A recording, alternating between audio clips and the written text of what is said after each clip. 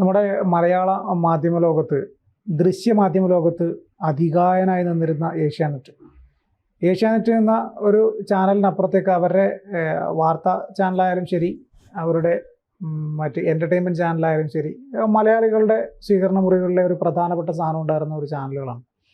പിന്നീട് മലയാളത്തിൽ Kairali, India vision, സൂര്യ മുതൽ തുടങ്ങി ഇങ്ങോട്ട് ഒരുപാട് ചാനലുകൾ മുഴുവൻ സമയ വാർത്താ ചാനലുകളായിട്ട് മാറി. ഇന്ത്യ വിഷനാണ് ആദ്യം മുഴുവൻ സമയ വാർത്താ ചാനൽ എന്ന സംസ്കാരം മലയാളികൾക്ക് പരിചയപ്പെടുത്തി കൊടുക്കുന്നത്. പിന്നീട് മനോരമ, മാതൃഭൂമി, ഇപ്പോൾ ഏറ്റവും അവസാനമായിട്ടല്ലെങ്കിലും റിപ്പോർട്ടർ എന്ന് പറയുന്ന സ്ഥാപനം റീലോഞ്ചിന് ശേഷം ഒരു വലിയ കുതിപ്പ് ദൃശ്യമാധ്യമ രംഗത്തുണ്ടാക്കിയതാണ്. അത് ഒരു പക്ഷേ ഏഷ്യാനെറ്റ് എന്ന് പറയുന്ന സ്ഥാപനത്തിന് തന്നെ വലിയ ഭീഷണിയായി മാറി എന്നതാണ് വസ്തുത.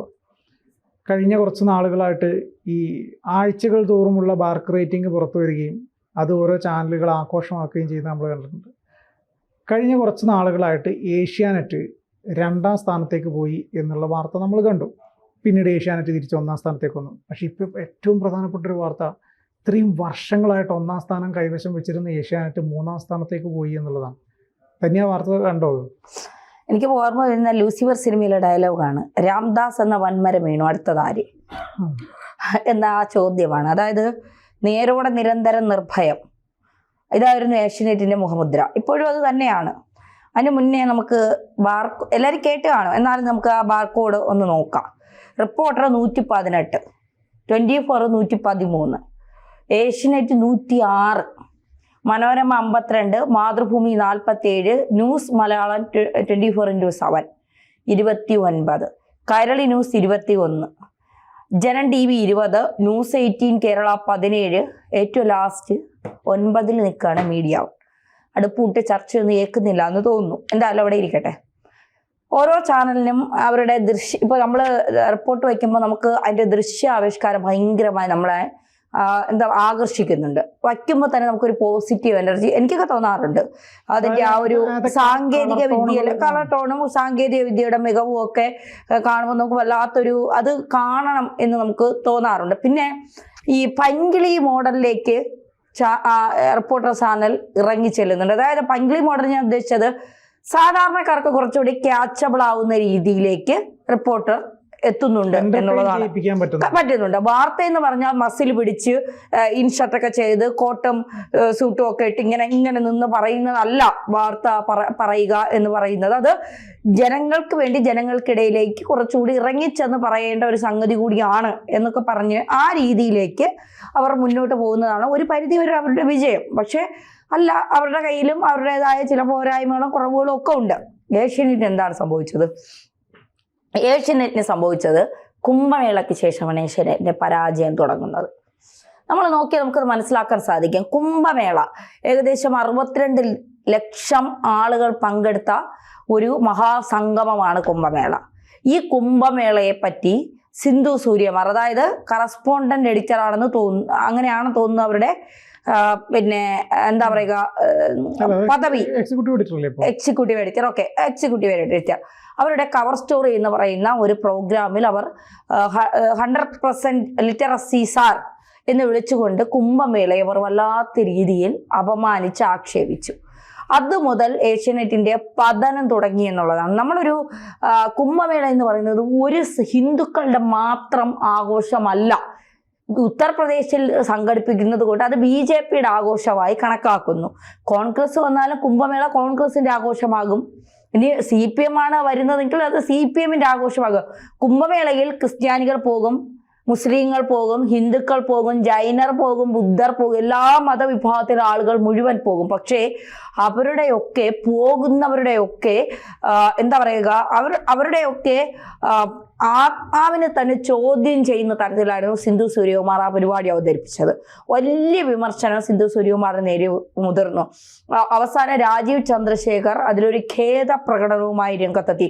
രാജീവ് ചന്ദ്രശേഖറിനെ പോലും സിന്ധു സൂര്യകുമാറിനെ നിലയ്ക്ക് നിർത്താൻ കഴിയുന്നില്ല എന്നുള്ളൊരു ചോദ്യവുമായി രംഗത്തുനിന്ന്. അതായത് കറക്റ്റായിട്ട് ഇപ്പോൾ റിപ്പോർട്ടർ ചാനലിന്റെ പ്രത്യേകത എന്താണ്? ഉണ്ണി ബാലകൃഷ്ണൻ എഴുതുന്ന സമയത്ത് ഉണ്ണി ബാലകൃഷ്ണൻ കൃത്യമായ ഒരു കമ്മ്യൂണിസ്റ്റുകാരൻ എന്ന രീതിയിൽ തന്നെയാണ് സംസാരിക്കുന്നത്. സ്മൃതി പരുത്തിക്കാട് തികഞ്ഞ കോൺഗ്രസ്സുകാർ, അവർ പറയുന്ന ഒരു CPM കാരി എന്നാണ്. പക്ഷേ അവരുടെ സംസാരവും രീതി അവതരണമൊക്കെ ചോദ്യങ്ങളൊക്കെ കറക്റ്റ് കോൺഗ്രസ് അനുകൂലമായിട്ടാണ്. അവർ അരുൺകുമാർ CPM അനുകൂലമാണ്, സുജയ പാർവതി BJP അനുകൂലമാണ്. ഇത് പറഞ്ഞുകൊണ്ട് തന്നെയാണ് അവർ ആ ചാനലിൽ പ്രവർത്തിക്കുന്നത്, അവർ ആ ചാനലിനെ മുന്നോട്ട് കൊണ്ടുപോകുന്നതും. പക്ഷേ ഞങ്ങളുടെ രാഷ്ട്രീയം ഇതാണ്, ഇത് മാത്രമേ ഞങ്ങൾ ഇവിടെ കുത്തി നിറയ്ക്കാൻ അനുവദിക്കൂ എന്ന് പറഞ്ഞുകൊണ്ട് കൊണ്ടുപോകുന്ന ഒരു ചാനലിന് ആളുകൾ ആദ്യമൊക്കെ ഭയങ്കര എടുപ്പായിരിക്കും അതിന്. പക്ഷെ പിന്നീട് ആളുകൾ അതിനെ തറയിലിട്ട് ചവിട്ടി അരയ്ക്കും. അതാണ് ഏഷ്യാനെറ്റിലൂടെ സംഭവിച്ചത്. ആ ടെക്നോളജി റിപ്പോർട്ടിനറിയാം.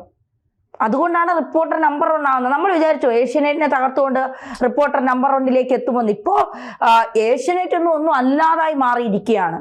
പണ്ട് വിനു ബി ജോണിന്റെ ചർച്ചയ്ക്കൊക്കെ ആളുകൾ, ഞാനൊക്കെ ആ ചർച്ച 8 മണിക്ക് തുടങ്ങുന്ന സമയത്ത് കാത്തിരുന്നിട്ടുണ്ട് ചർച്ച കാണി. ഇപ്പോൾ വിനു ബി ജോണിന്റെ ഒരു ചർച്ചയൊക്കെ കണ്ട കാലം മറന്നു എന്നുള്ളതാണ്.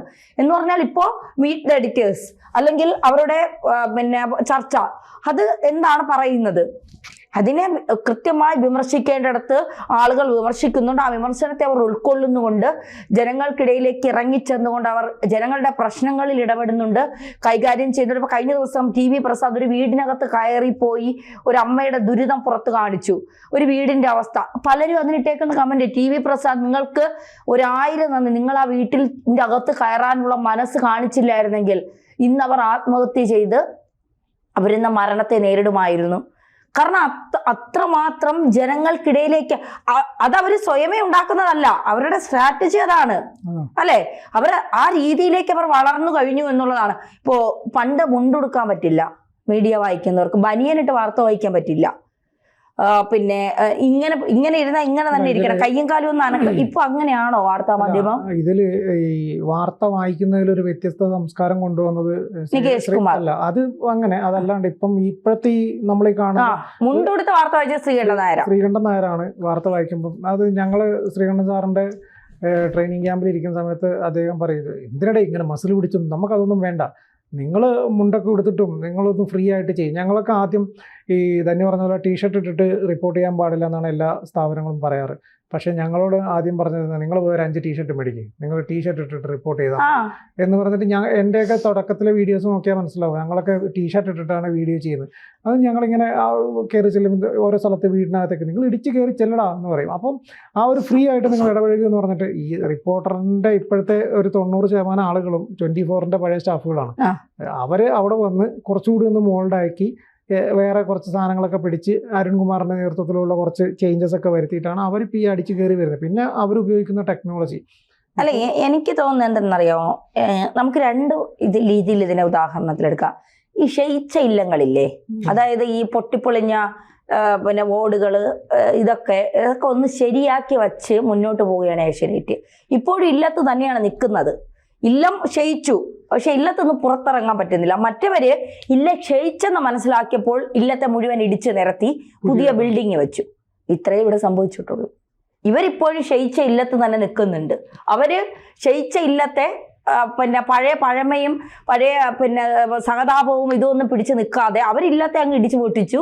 എന്നിട്ട് അവര് നല്ലൊരു മണിമാളിക പണിഞ്ഞു, അതിൻ്റെ അകത്ത് മഴയും വെയിലും ഒന്നും കൊള്ളാതെ അവര് സന്തോഷമായിട്ട് ജീവിക്കുന്നു. ഇത്ര മാത്രമേ ഇവിടെ ഏഷ്യാനെറ്റിനും റിപ്പോർട്ടറിന് സംഭവിച്ചുള്ളൂ. അത് മനസ്സിലാക്കണമെങ്കിൽ ഏഷ്യാനെറ്റ് ഇനിയും കുറേ സഞ്ചരിക്കേണ്ടിയിരിക്കുന്നു എന്ന് ഇപ്പോഴത്തെ അവസ്ഥയിൽ നിന്ന് മനസ്സിലാക്കാം.